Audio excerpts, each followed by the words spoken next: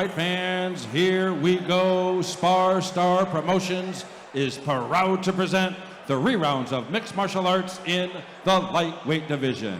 This bout is sponsored in part by MMA Cage Canvas. Once again, our referee in charge of this bout, George Gallegos. And now, introducing to you first on my left, fighting out of the blue corner, he is wearing black trunks. He is training out of 1-2 Kick, Chino Hills, California. He weighed in 155 pounds. Tonight, he is making his debut. Ladies and gentlemen, introducing Frank Sue.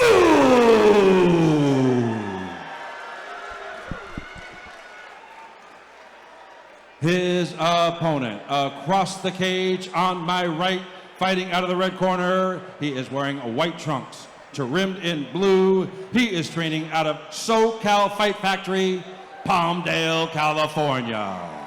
He weighed in 156 pounds. Tonight, he is also making his debut. Ladies and gentlemen, introducing Dominic the Menace Mailander. All right, fans, here we go. The rerounds of mixed martial arts in the lightweight division.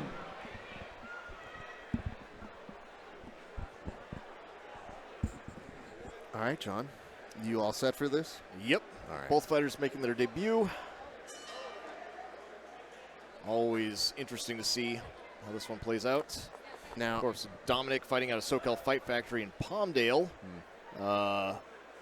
where they also have a previous, or maybe current, champion for SparStar.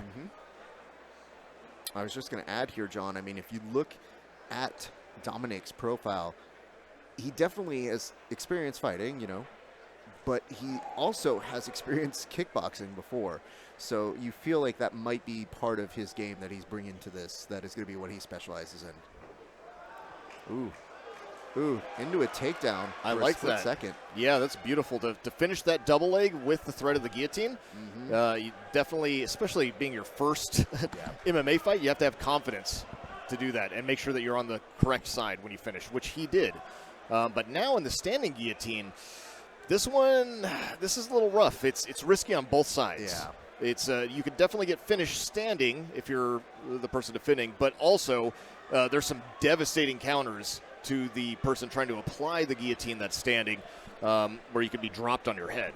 And see if any of that transpires. And don't forget, your arms still can burn out. Like, the worst thing you want in round one is to have your arms burn out so that they're not as effective in rounds 2 or 3. And it's not necessarily like it's the wrong call. You're trying to make sure you block off as much of that takedown as possible.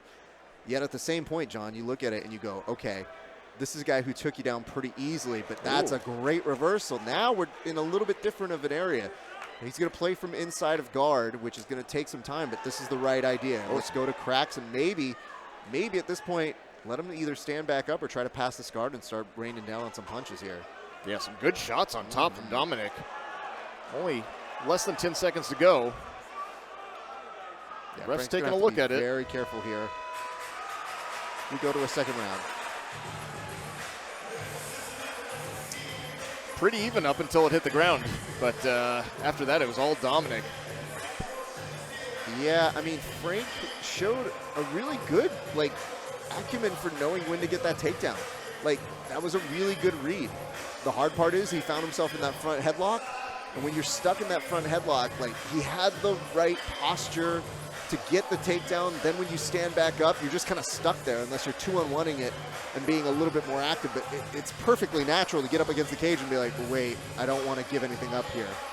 Now, I want to also give credit, though. I mean, Dominic, when he found that trip, though, and reversed that position, that was a really good moment there for them, too, because I think when he saw that opportunity, he was like, this could benefit me, and that's when you saw him start to rein in and work from inside the guard with those punches. Yeah, it looked like he kept switching from he was trying to do a guillotine, but then he was holding like a chin strap with an underhook. Maybe he wanted to hit like a cement job or something like that.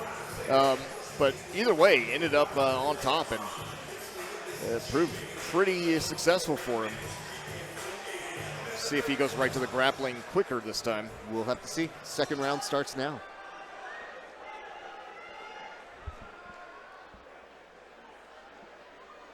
All right, if you are Frank's team, you're probably imagining he could be down that first round, so that takedown is going to have a lot more emphasis to it. You're seeing him commit a little bit more. He does have the beginning of a single, but off of that knee, it's a little bit harder to do unless you could stand all the way back up. And now he's pushed up against the cage. Both these gentlemen are going to be fighting for that inside trip. Nicely done there by Dominic. I like that attempt here. He's going to now see if he can pummel that down. Beautifully done. Well done, Dominic, on that, John. Yeah, that Ouchigari takedown, the big inside trip. Nicely done from Dominic. It's really interesting because Frank has been doing a great job of level changing and getting his entries to the takedowns and getting to the legs, but he's been reversed every single time. Yes. And also Dominic allowing the stand-up to happen. Yeah. So even though he's dominating the grappling and doing very well once it's on the ground, and a good knee here, a couple of good knees. I think what I've seen with Dominic is he's kind of understood, like, all right, if I'm going to use my grappling, it's going to take me back to where I want to be. It's either going to open me back up to my striking or make sure that I'm in positional control. So between those two things, every time I'm watching him do that, I go, you know what? He's not trying to, like, show, man, I've got the best jiu-jitsu in the world, but, man, I've got the right jiu-jitsu that I need to have to make happen what I want. Now here, this is going to be the first takedown for Frank. He has an opportunity to maybe get the hooks, but Dominic kind of showing some good escape-like strategies here. It might be able to buck him off. He could turn. He's now going to probably be inside of the guard here. He needs to get that right underhook, his right arm. Yeah. If he can elevate his head, get his right arm out, make that underhook. Now he's on top. Yeah. Nicely done. It's kind of that last shot you do when somebody's about to pass you and you go, wait, maybe this, nah, it's not going to stop you, man. All right, we end the second round. Again, just great work from Dom. Yeah, I mean, that was just a grappling exchange, so I mean, you can't really give that one to Frank, I don't believe so, because... I mean, he's definitely trying to initiate the action. He's just getting slightly reversed or beat in those positions in the small fights when he does initiate it. And I think that's due in part to his team probably telling him, like, man, you are behind, so you do have to push that action. The problem is now, if you're kind of doing the math, he's going to be behind potentially 2 rounds. And if that is the case, you have to make use of those moments of committing to that finish, cutting a better angle, or, you know, maybe this is the part where you do kind of have to stand with him. And maybe that's not part of the game plan. Maybe that's not what you want to do, but... you know, if that's the case, then you definitely want to utilize that cage just a little bit better as you're rushing in, maybe. Because I think that last time when he did get the takedown toward the end, he was utilizing how he was pushing him up against the cage very well. Yeah. Curious. I mean, clearly Frank wants to get this to the ground. Yeah. But, man, Dominic's got really good awareness, got some good grappling himself. Looked like he was trying to get out the wrong way initially on the bottom, but then eventually found his way. Ended up on top and going to a third here. You know, sometimes it's like you experiment. You just go, is that the? Do the other way. Okay, got it. As long as you get out. Nice kicks here by Frank. Again, this is kind of that difference of, are you going to stand and bang or are you going to commit to that? And it does look like he's opting to stand in this portion right now, John. And you'll notice that without the countering here, you know, Dominic's being a little bit more conservative on his output. He might be looking for a shot, but, you know, it's not quite the effective output that we've seen from him in the first 2 rounds. Yeah, curious too. Oh, nice. Good shots. Here we go. Now putting it on him. Oof. And Frank is just desperate for the takedown, and when he doesn't get it, it looks like that, which is not something that he's wanting. He wants to get this clean. He wants to get onto the legs and just get Dominic to the ground and hold him down. Yeah. But when you're sliding off and you're just holding onto an ankle, this is not where you want a favorable position.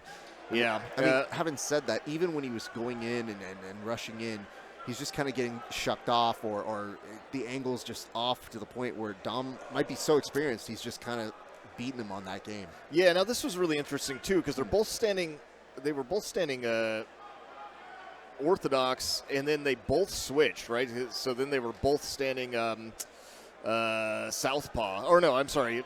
Frank was standing orthodox, and then Dominic was standing southpaw. But mainly the person that's been switching stances is Frank. Oh. Yep, that's the time to rush in. Nice. And the hard part is you rush in so wanting to get it that sometimes it just gets a little sloppy at the end. And yeah, we're going to go to a decision. Yeah, really interesting. Dominic, the one time that I saw that he really switched, he threw a kick and it landed very flush, and it was because he was in southpaw stance, and I think he got it in between Frank switching stances. So that was an interesting part of the striking there. But this one, I mean, you'd be hard-pressed to give this one to Frank, even though there was not any, like, he was never in danger as far as, like, he wasn't like out on his feet or anything. He wasn't close to being submitted, but he just never mounted a significant attack himself over 3 rounds. Yeah. Well, I mean, in that case, the intel that you do get out of this is perhaps when you go back, it's you show a great ability to start the takedown. So now you just maybe start like tightening that up with your coaches and working some of those drills that are specific to an almost scrambled base takedown start.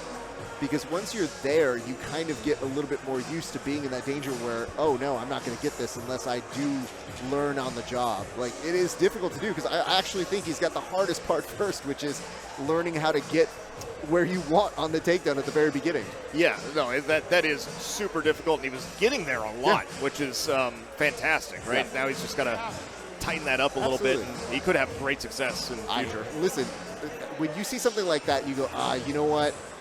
Maybe just a little more time. Just a little more time with your coaches and a little more direction. Ladies and gentlemen, after 3 rounds of action, we go to our scorecards. We have our decision. All 3 judges cage side scored the bout 30-27 in favor of our winner by unanimous decision, the red corner, Dominic the Menace Mailander.